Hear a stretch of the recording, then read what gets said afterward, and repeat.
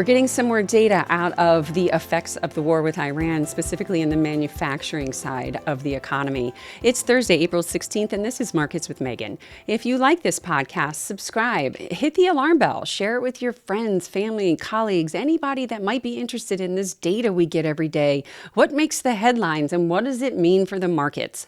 So let's dig into what we got this morning. We got a couple pieces of data on manufacturing and business activity. Let's start with industrial production. It actually was weaker than was expected. Industrial production declined 0.5% for the month.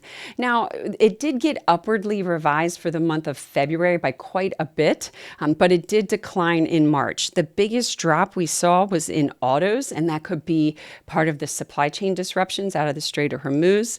Utilities, we saw an increase, though, in computers and electronics and, of course, defense. So that means the AI spending there with those computers and electronics is still going strong, regardless of what's going on in the Middle East.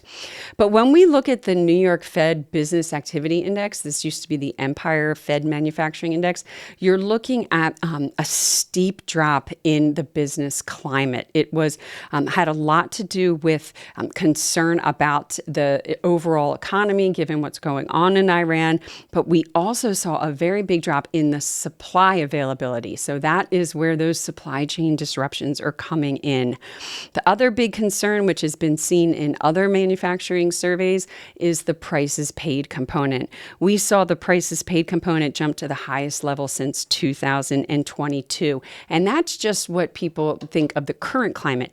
When they also are asked about the next 6 months ahead, and you saw that prices paid component jump up as well. So we're starting to see some of the impact come into the data. The markets are shrugging it off. These aren't usually big market moving economic pieces of data, but for us, we're looking at every tidbit to see how much of the supply chain disruption will filter into the economy. What does it mean for inflation? And ultimately, what does it mean for the consumer and economic growth?